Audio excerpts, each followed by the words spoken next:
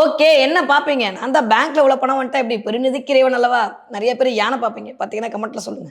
போன மாசம் இதான் சொன்னீங்க. இந்த மாசமும் அதான் சொல்றேன். யானை உங்கள பார்த்தே திரும்பி நட முடிக்குது. நான் என்ன பண்றது?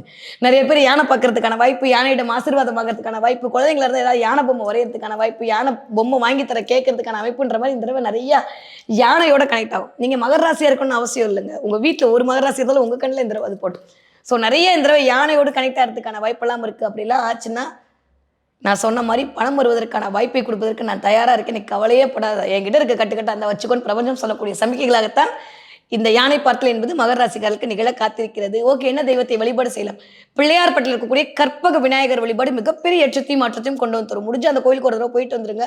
மார்ச் 15ஆம் தேதிக்குள்ள ஒரு தடவ போய் எட்டி பார்த்துட்டு அங்க இருக்கக்கூடிய பிள்ளையார பார்க்கறத தாண்டி உள்ள இருக்கக்கூடிய திங்கள் பகவான், சந்திர பகவான போய் ஒரு தடவ நமஸ்காரம் பண்ணிட்டு வந்தீங்கன்னா, இதுவரைக்கும் இந்த சங்கடங்கள் எல்லாம் நிவர்த்தியாகி சந்தோஷம் மேலோடக்கூடிய மாதமாக மகர ராசிக்காரர்களுக்கு இந்த மாதம் இனிதே மலர காத்திருக்கிறது.